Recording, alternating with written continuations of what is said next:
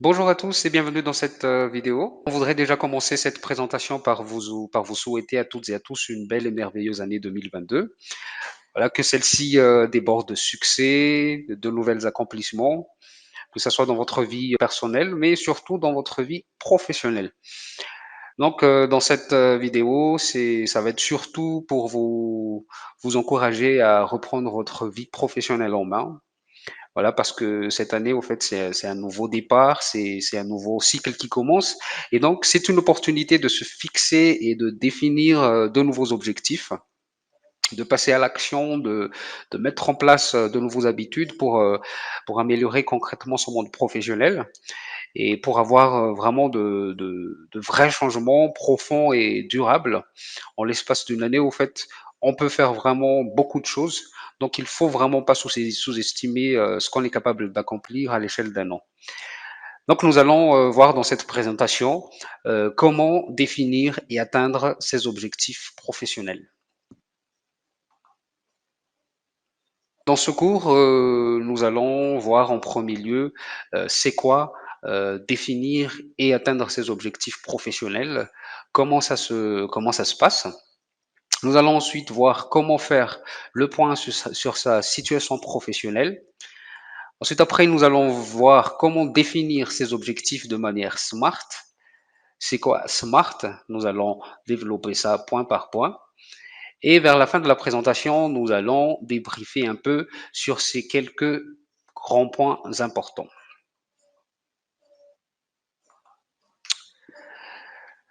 Eh bien, si vous regardez actuellement cette vidéo, c'est que vous êtes probablement quelqu'un d'ambitieux, quelqu'un qui a des objectifs et qui compte bien se donner les moyens de les atteindre.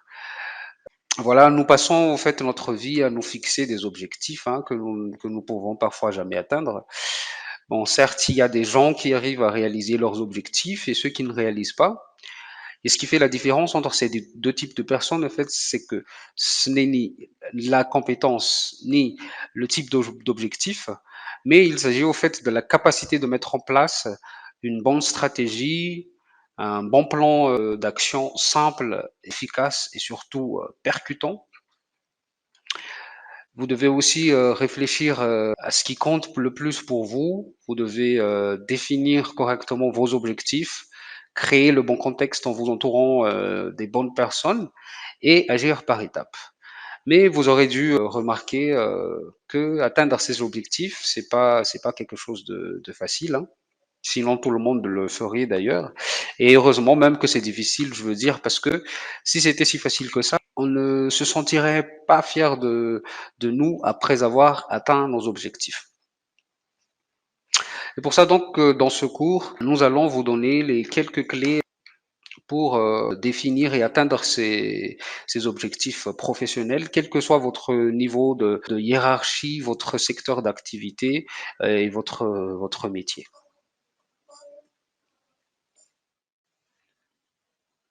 Dans cette première section, nous allons voir comment faire le point sur sa situation professionnelle. Eh bien, des fois, quand on est au travail, on se sent un peu perdu, on a l'impression un peu de stagner, de s'ennuyer. On a envie de trouver de nouvelles sources de motivation et d'énergie. On a envie de relever le défi carrément, mais on ne sait pas exactement ce que l'on veut et on ne sait pas par où commencer. Eh bien, pour cela, il faut tout d'abord faire le point sur sa situation professionnelle. Comment faire le point sur sa situation professionnelle? Eh bien, il faut réfléchir à la situation où l'on se trouve. Et pour ce faire, il y a quatre grandes étapes à identifier et analyser pour faire le point sur sa situation professionnelle. Tout d'abord, il faut savoir identifier ses compétences développées. Ensuite, il faut savoir identifier ses niveaux de compétences. Après, il faut analyser son parcours professionnel. Et enfin, faire le point sur ses intérêts.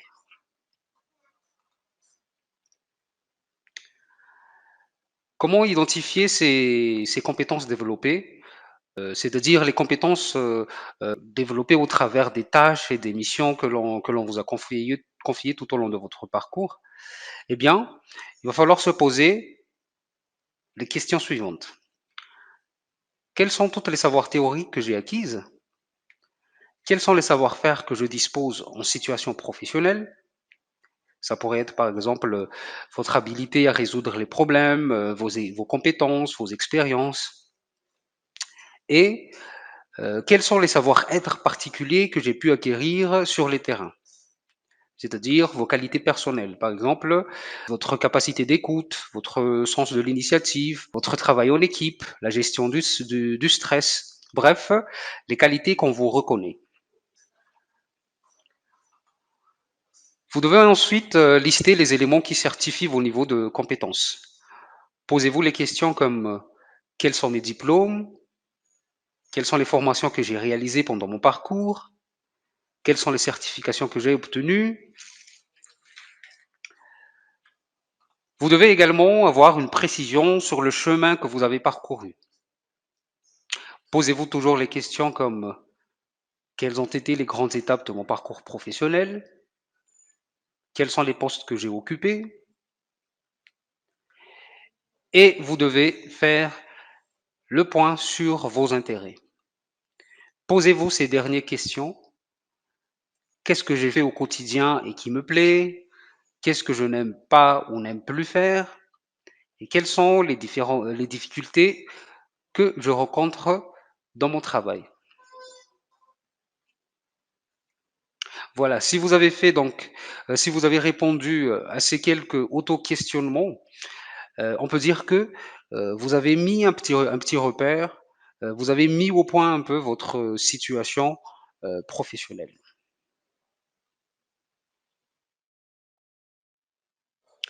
Et maintenant, pour atteindre votre futur professionnel idéal, vous devez définir des objectifs. Et ces objectifs doivent être simples, clairs, définis et réalisables. Et pour y parvenir, nous vous proposons ici la méthode SMART. C'est quoi SMART? Nous allons donc voir dans cette deuxième section comment définir ces objectifs de manière SMART. Comme vous pouvez le constater, SMART, c'est un acronyme. Nous avons la lettre S pour spécifique, M pour mesurable, la lettre A pour acceptable, R pour réaliste et la lettre T pour temporellement défini. Eh bien, nous allons voir ça point par point. Commençons par la lettre S de spécifique. Qu'est-ce qu'un objectif spécifique? Eh bien, c'est un objectif qui doit être énoncé de manière simple, c'est-à-dire de façon déterminante, clairement défini, bien précis, car plus vous serez précis, mieux vous pourrez déployer les efforts nécessaires pour y arriver. Un objectif ne doit pas être, par exemple, je veux être heureux dans la vie. Il n'est pas spécifique car il n'est pas assez précis.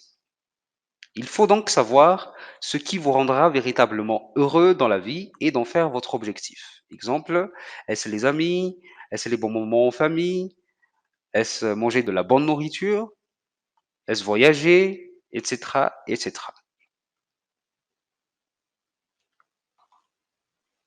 M pour mesurable. Un objectif mesurable doit être qualifié et quantifié. Vous devez donc définir un indicateur de mesure à atteindre afin de vérifier si vous avez atteint vos objectifs ou non. Ça pourrait être un seuil, un niveau ou bien des chiffres. Par exemple, pour les chiffres, on peut dire je veux gagner 20 000 euros par an, par exemple, plutôt que de dire je veux être riche. Là, on voit la différence. C'est les 20 000 euros que vous vous fixez par an. Voyons pour la lettre A, acceptable. Un objectif acceptable, c'est un objectif qui doit être tout d'abord atteignable, ambitieux, quelque chose qu'on peut vivre, viable, motivant et bien évidemment raisonnable. On a vu que nos objectifs doivent être spécifiques, mesurables, acceptables et maintenant il doit être réaliste. Qu'est-ce qu'un objectif réaliste? Eh bien, c'est un objectif qui doit être à votre portée. à la portée de vos budgets, par exemple. Si l'objectif nécessite un budget, il doit être bien concret, quelque chose qu'on peut réaliser, quelque chose qu'on peut faire et quelque chose de bien pertinent. Pourquoi? Parce que si votre objectif n'est pas assez élevé ou au contraire il est trop élevé, vous risquez de vous démotiver, alors vous allez trouver des excuses pour ne pas y arriver tout simplement. Et enfin, la lettre T pour temporellement défini, c'est-à-dire limité dans le temps. Vous devez donc fixer une date butoir ou un délai de réalisation ou un laps de temps à laquelle vous souhaitez atteindre votre objectif. Par exemple, là, nous sommes en plein début de l'année. C'est le moment idéal pour mettre en place des actions et de se fixer des objectifs. Et vous allez choisir une date précise à laquelle vous souhaitez les atteindre. Le plus facile, c'est la fin de l'année ou bien le début de l'année 2023. Donc, vous vous fixez le 31 décembre comme date butoir ou le 1er janvier 2023. Voilà. Maintenant que vous savez comment mettre en place votre objectif, si votre projet vous semble parfait, adapté à qui vous êtes, clair et efficace, motivant et réalisable, c'est à vous de jouer. Définissez-le, mettez-le en place et passez à l'action. On a vu donc dans cette présentation que la réussite professionnelle, c'est quelque chose qui ne s'improvise pas. Ça va demander de grandes préparations, de bonnes réflexions, beaucoup de travail. Ça va vous prendre de votre temps. Vous deviez investir, vous deviez donner des efforts et définir ces objectifs. C'est une étape importante car ça va vous donner un sens à votre journée, à votre semaine, à votre vie même.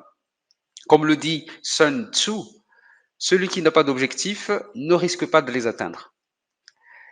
Toutefois, réaliser ces objectifs en passant à l'action, c'est une seconde étape, une phase cruciale, car c'est le but. Il faut avoir un objectif, mais après, il faut aussi les atteindre. Aussi, dans la prochaine vidéo, donc, on va faire une présentation sur comment arrêter la procrastination et passer à l'action. On vous invite donc à liker la vidéo et à vous abonner à notre chaîne pour ne pas rater les prochaines vidéos. Sur ce, je vous dis à très bientôt pour une nouvelle vidéo.